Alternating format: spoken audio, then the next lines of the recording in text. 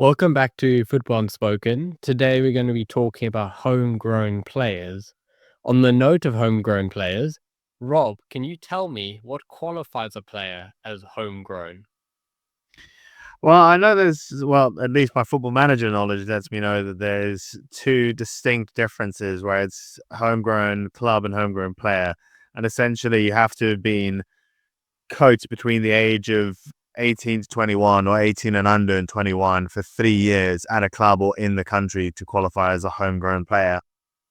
Exactly. So across Europe and the world, there's different leagues that have all sorts of homegrown player regulations, such as in the Champions League, you have to have 8 homegrown players for your nation, of which 4 of them have to be from your club, as in they've trained at your club for 3 years before the age of 21. But all of this has got me thinking, in the modern day, is homegrown rules really necessary anymore? I think it still is. I think it's a situation where players are being brought through for the simple reason of being able to be sold on. If you know what I mean, you want to make sure that their clubs still have links to the places that they're based in. So you don't want to end up in a situation where Man City have a squad of 25 players and all 25 are not English. You know, it messes around with the local area, but also I think it really heavily impacts your international teams. I think as an FA, you can't be in a situation where your top teams don't have any English players. Teams like Real Madrid, for example, are trying to get around these regulations. So, for example, they've been signing Brazilian players just before their 18th birthday, 16, 17-year-old Brazilians, to keep them in and around the squad until they hit 21. So now they're homegrown players and kind of avoid the regulation limitations in the Champions League, for example. And that's not really what homegrown is for. And what you end up with it in a situation like that is Manchester City, use them as an example. They've had Scott Carson in the squad for 5+ years or something, and he's never seen the light of day. That's just trying to get homegrown players into the squad. Danny Ceballos at Real Madrid is another example. They're just throwing in a player to get over the line. And what it ultimately does is it brings down the average quality of the team. Clubs would be financially incentivized to have Bukayo Saka, Trent coming through your academies because you don't have to pay 50 or 100 million for them up front. The risk is so much lower. You have those guys come through, they're a fan favorite, and then you don't need to pay as much, and you can make a lot of money from an FFP standpoint. So that's why I say I think maybe there's actually a discussion to be had about removing the homegrown limitations in Europe.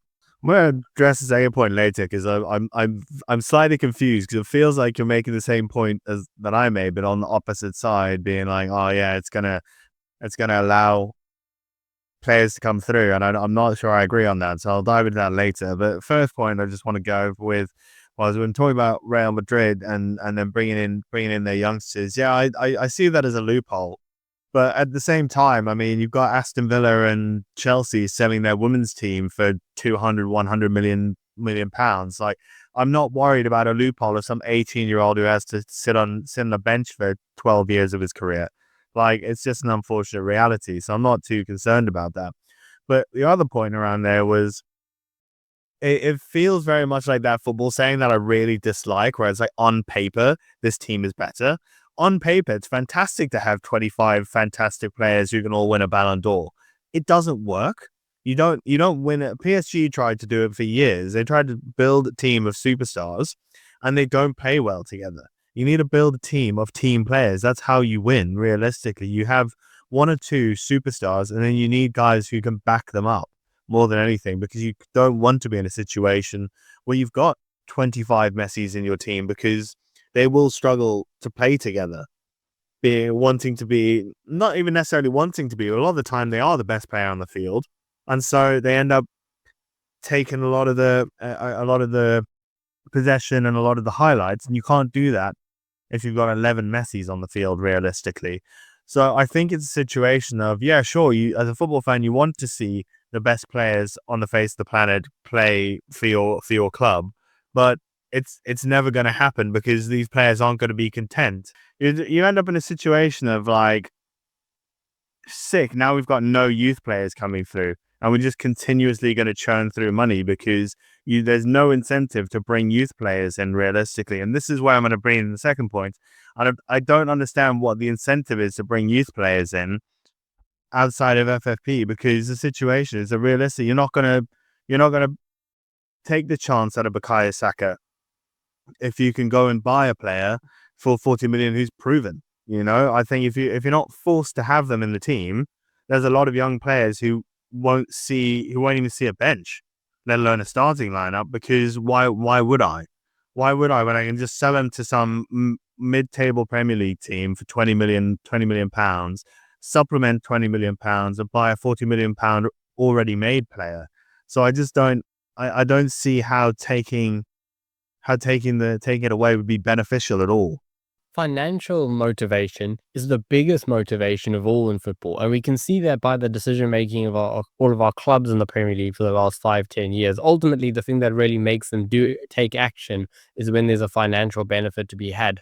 So if we move the needle from homegrown players away from legislation as the motivation to financial, I actually think you would see a net benefit there. And what I would also want to do is to further this point is you take away the homegrown requirement. You don't have to have 8 homegrown players anymore. But in FFP, what you have is any player who's homegrown to the club, you give Bukayo Saka as an example, or Lewis Miley at Newcastle as examples, their wages don't count towards FFP.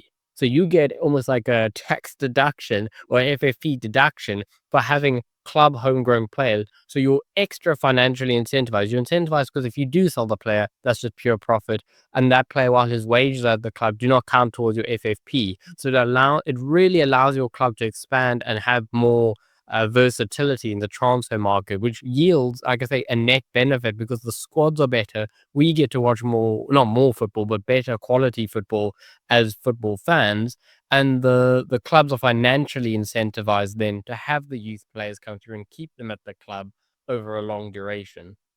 Okay, but then you've got 500 Brazilians sitting in the Man City reserve squad because they don't count towards the wages. Like that's it. It doesn't really. It.